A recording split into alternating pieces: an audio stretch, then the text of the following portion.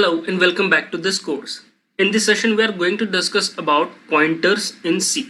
In the previous session we have discussed about overview of functions, that how we can declare, define and call a function in a C program. Now basically there are two types of functions called. That means a function can be called in two ways. Very first is call by value and second is call by reference. Now what's the difference? Whenever we called a function and pass something to it, we have always passed the values of variable to the called function, and such function calls are called calls by value. Example of call by value are shown below. Like in sum we have used calsum, within parameter we have passed a, b and c. Okay. Next is call by reference. We have learned that variables are stored somewhere in memory. So instead of passing the value of a variable, if we pass the location number, that is called as address of the variable to a function, then it would become a call by reference. Now this feature of C function needs at least an elementary knowledge of a concept called pointers.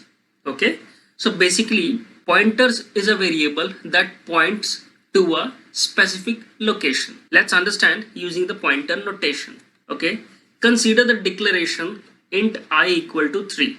Okay, now this declaration tells the C compiler to reserve space in memory to hold the integer value. Next, associate the name I with this memory location and store the value 3 at this location. Okay, if you see this figure, here I is the location name, 3 is the value that is stored at that location, and 65524 is the location number. Okay, so the variable that will store this location number, that is 65524, is called as pointer variable. Similarly, we can use pointer to function, pointer to array, pointer to structures and so on. Basically that will point to the address where that particular function, array, structure or a simple variable will be stored. Okay, let's understand with an example. This is the main function. We have declared same int I equal to 3 and we have printed some parameters like address and values. So the expression ampersand I returns the address of the variable I, which in this case happened to be 65524. Remember, this address is just imaginary.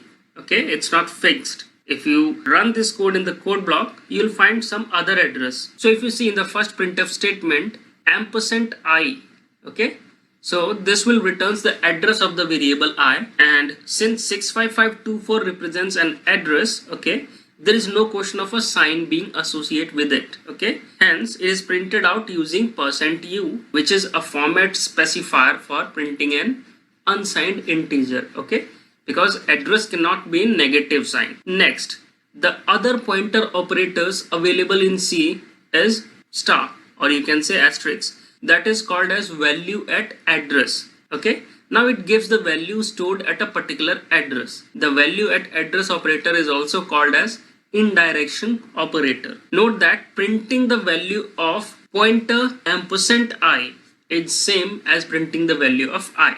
Now the expression ampersand I gives the address of the variable I, and this address can be collected in a variable by saying j equal to ampersand I. Now remember that j is not an ordinary variable like any other integer variable. So it is a variable that contains the address of other variable. Since j is a variable, the compiler must provide its space in the memory. Okay, so as int I has allocated a space in the memory, similarly j is also a variable. It will also have a location in memory.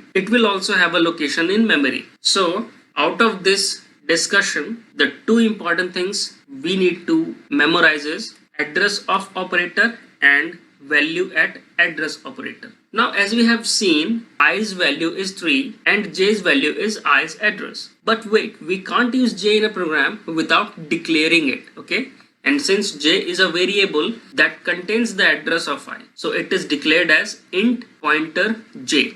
Okay, now this declaration tells the compiler that j will be used to store the address of an integer value. In other words, j points to an integer. Okay, so how do we justify the usage of pointer in the declaration int pointer j? So let's go by the meaning of pointers. It stands for value at address. Thus int pointer j would mean the value at the address contained in j is an int. Okay, so basically this is the declaration of pointer variable. Let's understand using one more example. Here again we have defined int I equal to 3, and next we have defined a pointer variable j. So int asterisk j, and here j is having the address of I. Okay, so we have printed the address of I using ampersand I, address of I using j, address of j using ampersand j. Similarly, we have printed the value of j, value of I, and we have printed the value of I using value at address notation, and the parameter is given as j or ampersand I, which is one and the same thing. So if you see the output, address of I will be 65524. Okay, that is ampersand I. J is also equal to same thing because it is equal to ampersand I, and ampersand j, it is the address where j is stored. Okay, now again value of j, value of I. So all of them are printed. So for now we are done with pointer declaration, that how we can declare a pointer. Let's say int I equal to 3. This is a normal variable, but int pointer j or double pointer k. Similarly, we can use multiple level of pointers. Okay. Next is pointers definition. So we can define the pointers variable with a value. Pointers application. So basically it is used to pointing to an address, and that can be of address of variable, of a function, array, structures, anything. Pointers arithmetic. Pointers variables can be incremented or decremented, added or subtracted by a fixed number. But there is slight difference in the operation of pointers arithmetic. Okay. Like if we increment or decrement a pointer by 1, the pointer will start pointing to the immediate next or previous location. Okay. This is somewhat different from the general arithmetic, since the value of the pointer will get increased by the size of the data type to which the pointer is pointing. Okay. For example, int pointer j. Okay. Now if j has address 65524, then j plus plus will be 65528. Okay. Because integer has 4 byte size. Similarly, j minus minus will be 65520 because integer has by default 4 byte size, as we are using compiler of 64 bit. If the compiler is 32 bit, then integer would have 2 byte. Okay. Similarly, we can add or subtract a value to the pointer variable as shown in the example. Okay. So again int pointer j, and j has address 65524. So considering the compiler is of 64 bit, j plus 3 will be equal to 65524 plus 4 multiplied by 3. Okay, that means 12 will be added to this address. Okay, 3 times the size of int. Similarly, j minus 5, it will be 65524 minus 4 times 5. That means 65504. Okay, we have to keep in mind that default size of integer data type is depending upon the compiler. Now let's see the call by value and call by reference. So this is the example code for call by value and call by reference. In call by value, we have a main function and 2 variables having a equal to 10, b equal to 20, and we have a function called swap v. Okay, and we have passed the values a comma b, and at the end we have printed the value of a and b, and in the function swap v we have swapped the formal parameters and printed the result. Okay, same thing we have done in call by reference, but here we have swap using the reference. Okay, that means address of the variable. So as you can see in the swap r function, there is a pointer variable definition, and we have passed the address of the variable, that is ampersand a, ampersand b. Okay, and at the end we have printed the output. So in the call by value, output a and b will remain unchanged, because as we had already discussed in the previous session, that if there is any change in the formal parameters, then that will not be reflected in the actual parameters. Whereas in call by reference, the output of a and b will be changed because operation is taking place at the address. Okay, now let's check the output in the code block window. Okay, so let's jump to the code block window, create a new empty file, save this file in the functions folder, give the name as callbyvalue.c.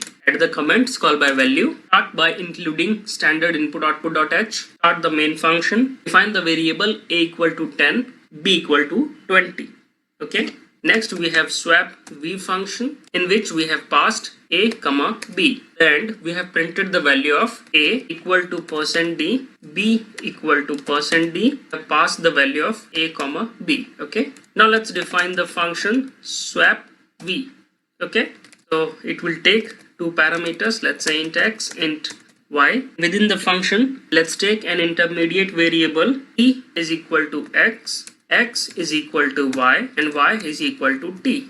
Okay, so we have swapped the values, and let's print the final output. Okay, so we can write %n/n for new line to %d, y equal to %d. We can pass x comma y as a parameter. Now let's build the code. We have 0 errors but 1 warning, so we can ignore this. Now click on run, and you can see the output that x and y, the values has been swapped. So x is 20 and y is 10, but the actual parameter, which is a and b, having the same value as defined in the starting. Okay, that means the swap functions perform the swapping with the formal parameters only. The change is not reflected in the actual parameters. Okay, now let's try the same thing using pointers. Again, create a new empty file, save the file as call by reference.c. Okay, and click save. You can add a comment, call by reference, start by #include stdio.h, start the main function, define the same variable, so int a equal to 10 comma b equal to 20. Next, we have called swap r function in which we have passed the address of a and address of b. Okay, and at the end we have printed the output as /n for new line, a equal to %d, b equal to %d, and we have passed a comma b the output. Now let's define the swap r function. Here it will take pointer variable, so int pointer x, int pointer y. Okay, we'll define intermediate variable, say int t. Here t is equal to value at the address of x. Similarly, value at the address of x will be equal to value at the address of y, and value at the address of y is equal to t. Okay, so we have swapped the values. Now let's try to build the code. Again, we have one warning, so not to worry, just click on run. As you can see the output, that means we have defined a equal to 10 and b equal to 20, but here the output is swapped. That means a equal to 20, b equal to 10. This is done using the pointers. Okay, that means whatever swapping is done, it is done at the address. That's why the output get swapped. So I hope now you have the basic concept of pointers, that how we can use pointers and what is the use of it. If you have any doubt, feel free to reach us. Okay, so that's all for this session. See you in the next one.